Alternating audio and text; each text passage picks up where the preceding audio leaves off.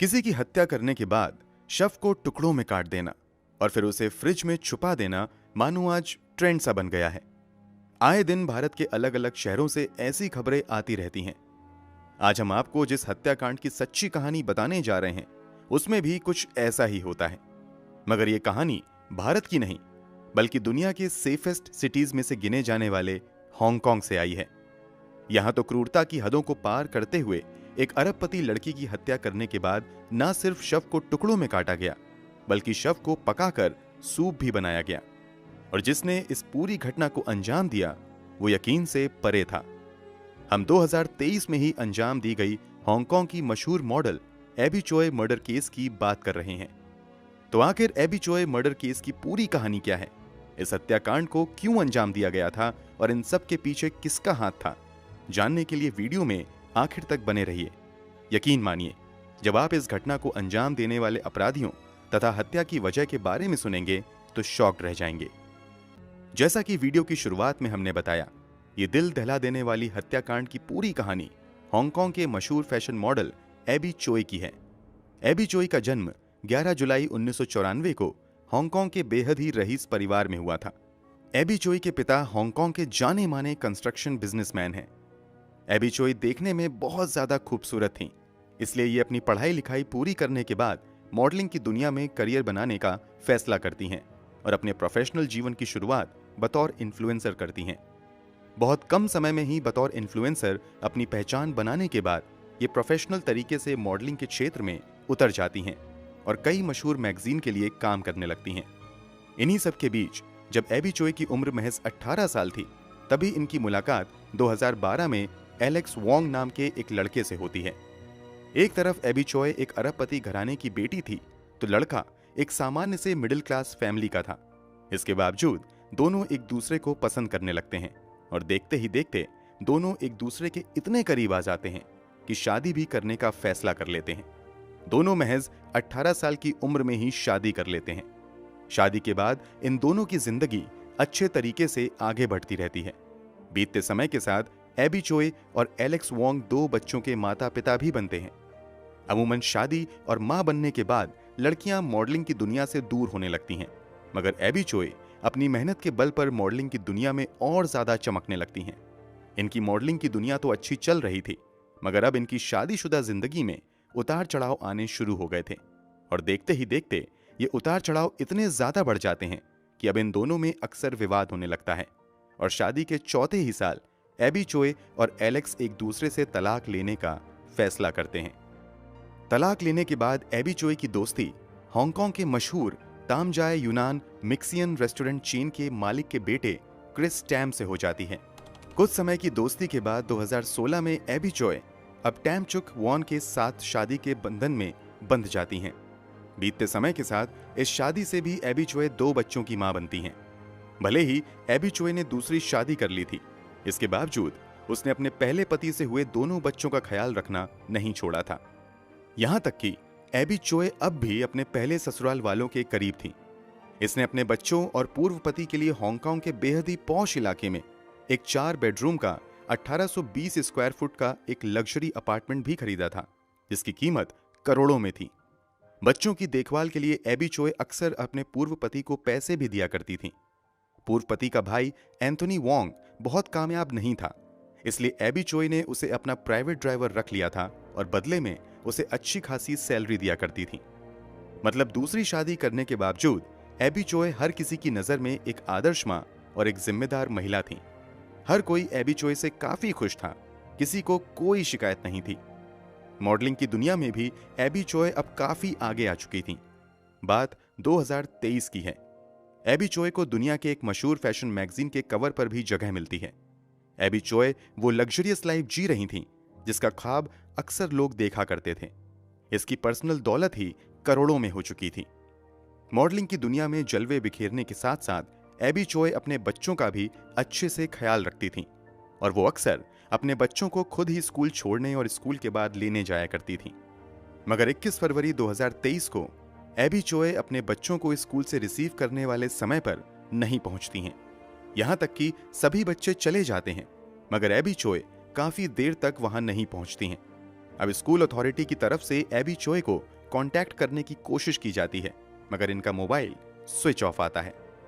इसके बाद एबी चोए के पति से कांटेक्ट किया जाता है।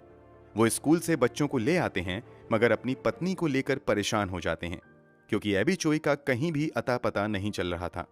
मोबाइल अब भी स्विच ऑफ आ रहा था।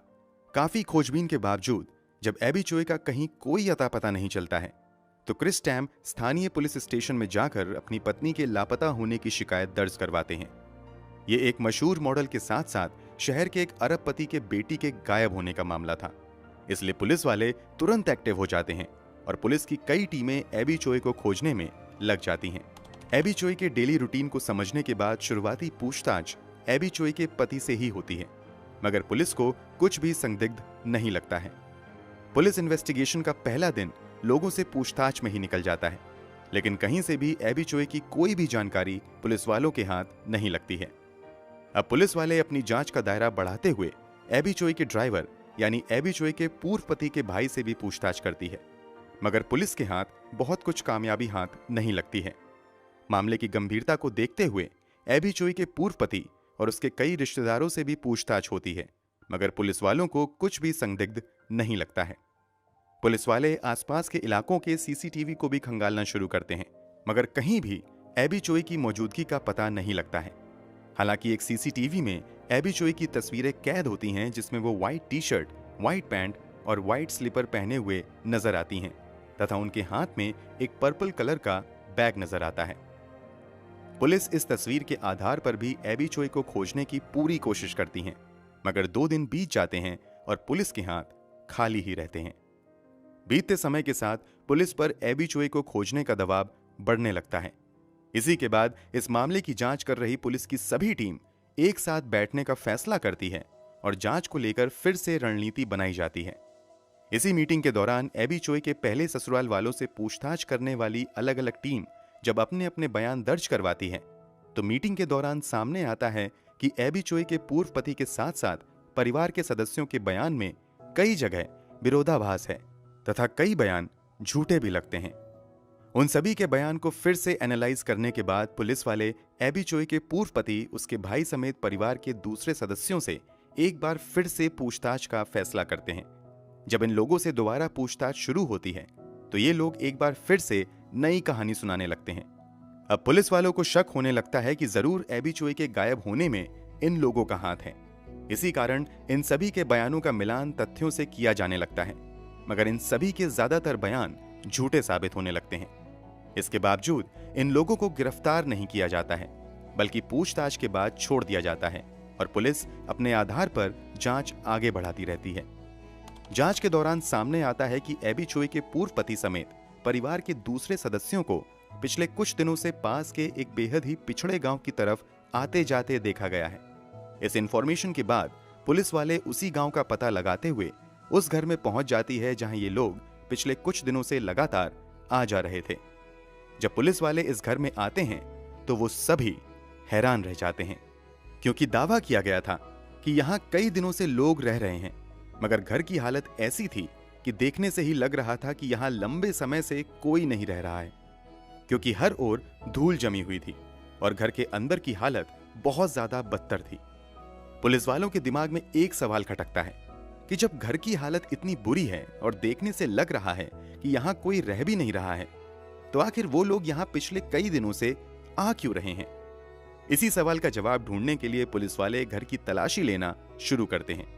पुलिस वाले जब तलाशी लेते हुए एक कमरे में जाते हैं तो वो शॉक्ड रह जाते हैं। उन्हें कमरे में एक बड़ा सा मीट ग्राइंडर, एक इलेक्ट्रिक आरी, 2 बड़े बड़े चॉपर, एक बड़ी सी हथौड़ी, फेस शील्ड और काले रंग का रेनकोट नजर आता है। देखकर ऐसा लग रहा था कि यह घर नहीं बल्कि बूचड़खाना है।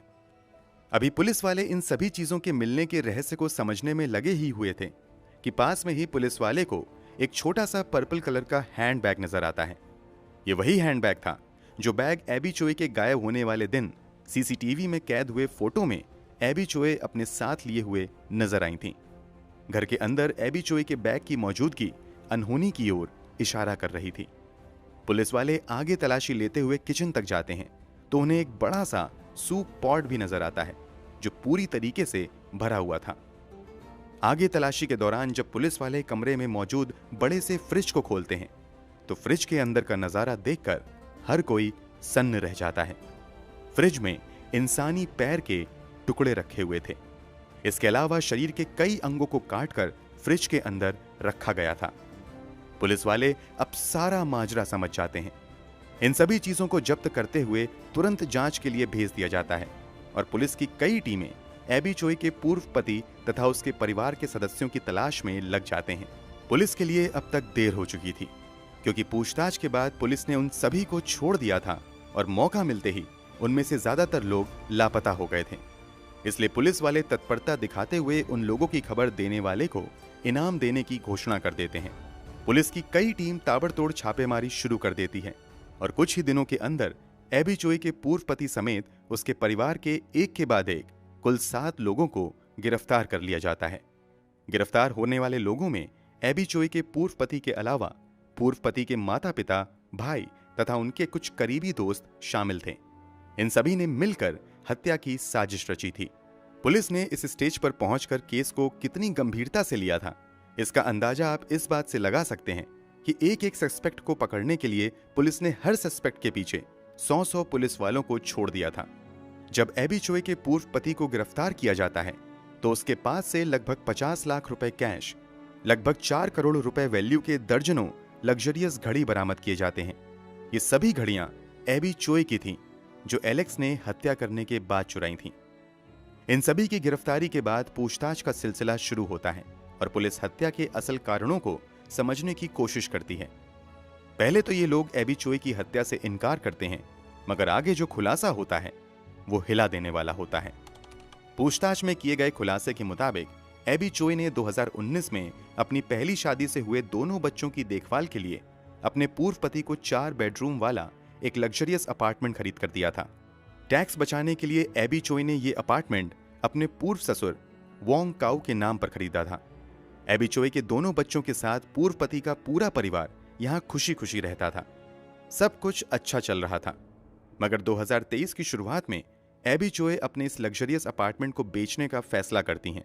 इस लग्जरियस अपार्टमेंट को बेचकर अब एबी चोई एक दूसरा और थोड़ा सस्ता घर खरीदकर इन लोगों को देना चाहती थीं।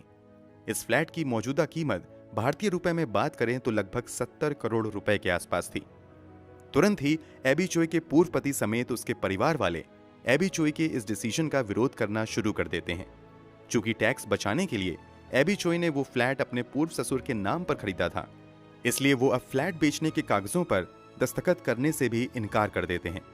मगर हांगकांग में एक कानून है कि अगर कोई व्यक्ति साबित कर दे कि प्रॉपर्टी खरीदते समय पैसा उसने दिया है, तो फिर इस बात से फर्क नहीं पड़ता कि प्रॉपर्टी किसके नाम पर है। पैसा देने वाला अपनी मर्जी से प्रॉपर्टी को बेच सकता है। इसी के बाद अब चोई कानूनी सलाह लेने के बाद फ्लैट को बेचने के पेपर बनवाना शुरू कर देती हैं और इस फ्लैट की डील को फाइनल करने में लग जाती हैं। इससे परेशान होकर एबी चोई के पूर्व पति समेत उसके परिवार वाले मिलकर खौफनाक साजिश रचते हैं और तय किया जाता है कि एबी चोई इस फ्लैट को बेचे उससे पहले ही उसका काम तमाम कर दिया जाए। इसी साजिश के तहत जब एबी चोई को लेकर उसका ड्राइवर बच्चों को पिक करने स्कूल की तरफ निकलता है तो रास्ते में वो एक सुरंग के पास गाड़ी रोक देता है। गाड़ी रुकते ही उसमें एबी चोई का पूर्व पति आकर बैठता है। पूछे जाने पर कहता है कि मुझे बस थोड़ी ही दूर जाना है। ये सुनकर एबी चोई उसे गाड़ी में बैठने की इजाजत दे देती हैं। गाड़ी में बैठने के बाद आगे एग्जैक्टली क्या हुआ, इस बारे में अब तक पुलिस की ओर से कोई खुलासा नहीं किया गया है। मगर मीडिया रिपोर्ट्स के मुताबिक गाड़ी में बैठने के बाद ही ड्राइवर और एबी चोई के पूर्व पति मिलकर एबी चोई की हत्या कर देते हैं और फिर उसके शव को लेकर कुछ ही दिन पहले किराए पर लिए गए गांव वाले घर में जाते हैं। यहां आरी, छुरी तथा दूसरे हथियारों से एबी चोई के शव को टुकड़ों में काटा जाता है और ग्राइंडर में पीसकर बड़े से बर्तन में डालकर कुछ हिस्सों का सूप बनाया जाता है, जबकि बाकी बचे हिस्सों को फ्रिज में डाल दिया जाता है। ये लोग शव के टुकड़ों को छोटा छोटा करके सूप बनाते रहते हैं। इन लोगों का प्लान था कि इसी तरह शव के टुकड़े करते हुए एबी चोई का नामो निशान मिटा दिया जाएगा, मगर पुलिस की बड़ी सक्रियता के बीच इन लोगों को अपना प्लान बदलना पड़ता है और सभी आरोपी पुलिस की पकड़ मजबूत होता देख बचने की कोशिश में लग जाते हैं। मगर पुलिस की सक्रियता के आगे हर किसी की चालाकी फीकी पड़ जाती है। सब के सब पकड़े जाते हैं। जब पुलिस ने घर के अंदर सूप पॉट को देखा था तो पुलिस वालों को लगा था कि शायद लोगों ने अपने खाने के लिए इसमें सूप बनाया है, मगर आगे की फॉरेंसिक जांच में खुलासा होता है कि बर्तन में जो सूप था वो असल में एबी चोई की मांस से बनाया गया है। फिलहाल पुलिस सभी आरोपियों पर हत्या की धाराओं के तहत मामला दर्ज करके आरोपियों को जेल भेज चुकी है और बहुत जल्द इस मामले का ट्रायल भी कोर्ट में शुरू होने वाला है। अब ये तो आने वाले समय में ही पता लगेगा कि इन आरोपियों को कोर्ट से क्या सजा मिलती है। वैसे हांगकांग के कानून के मुताबिक संभव है कि 7 में से ज्यादातर आरोपियों को एबी चोई की हत्या करने के जुर्म में उम्र कैद की सजा मिल सकती है।